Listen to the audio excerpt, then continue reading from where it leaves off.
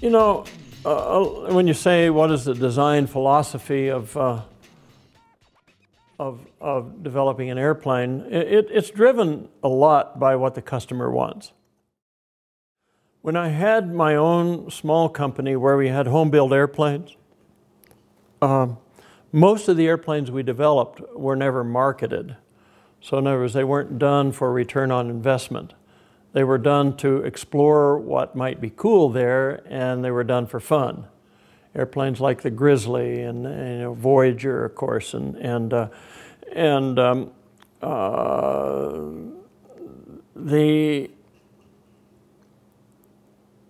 scale is quite a bit different in that it has done several airplanes that are developed with the funding from our parent company. The Triumph and the Ares light attack airplane were funded by Raytheon or Beechcraft, which owned us at the time. But in general, our work is a customer that comes to us that has a goal in mind for himself, and he's thinking about return on investment in most cases. And or if it's DARPA coming to us, they may be thinking of research breakthrough. We did one DARPA airplane that was really focused on looking for a breakthrough to do a better airplane for our Desert One failure. Yeah.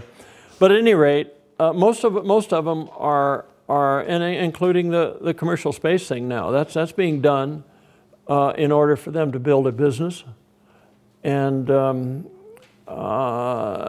we have to meet real specific goals because that's part of their business plan. So the environment that we're put into has a lot to do with the research that we will take. We are known for trying new things, even though we have a tough schedule. We did an airplane that the customer wanted it flying within, I think it was 8.5 months. And we elected on our own to try a totally new manufacturing method for the wings and tail surfaces and control surfaces, something that hadn't been done before, something that may not work, something that was really exciting and interesting, and if it did work, it's breakthrough stuff. And we decided to use it on a program that had a real tough schedule. And you know, at times you could question the sanity of that, but when people dig in there and knowing that they have to achieve that goal, a lot of times you'll find engineers in there Friday nights and Sundays, and they're in the shop themselves building it and trying to make it work. And in general, we do make it work. So a lot of it depends on what the customer demands are. Well, I encourage, and it seems backwards, you think you get real conservative as an old guy, but I did some of it just today. Typically I'll look at the work done by the new engineers, and we've got a lot of them who are just a year or 2 or 3 out of college. They tend to do things that are sometimes complex, just because complexity looks cool, and it looks like a more significant design result if something's complicated. But what I try to encourage people to do is to have a breakthrough by finding a way to do it more simply. And even if the real simple one has a chance of not working because it's too simple, well, try it anyway. Because in trying it, sometimes you'll stumble onto a solution on why it wouldn't work, and now you've really had a big gain. Now you have a simple thing that does work. And that's the real challenge now. You can always make something work by adding complexity, but you can never make something affordable by adding complexity.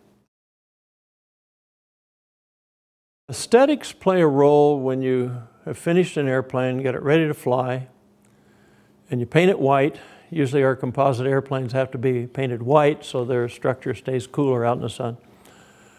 And then someone comes along whose only job it is to do the artwork or the aesthetics, and he puts the trim colors on and the logos. And if you look at Spaceship Two, for example, it has a wonderful portrayal of Richard Branson's mother floating in space when she was very young and was a model or something in those days. So the aesthetics go on and paint on something whose shape probably has nothing to do with aesthetics. A beautiful shape of an airplane probably is one that has good performance. Now that isn't true for everyone's eyes. If they look at something real stubby that's supposed to fly a long ways and has real short wings, to me that's ugly, even though it looks beautiful like a swept-wing spaceship or a fighter. I know that for something to have the range of Voyager, it has to have these real long, slender wings, so frail that they bend way up. So to me, when I look at that application, I see wonderful aesthetics in the shape of a wing that I know will get the performance goal. And true also from the stability and control and safety and the short field operation and so on. So I'm biased because I'm thinking of performance and stability and control on aesthetics. But the answer to your questions, if we take a wingtip and put that beautiful sweep on it so it looks like a shark fin, that has nothing to do with aesthetics. That actually does give us better induced drag, in other words, higher performance.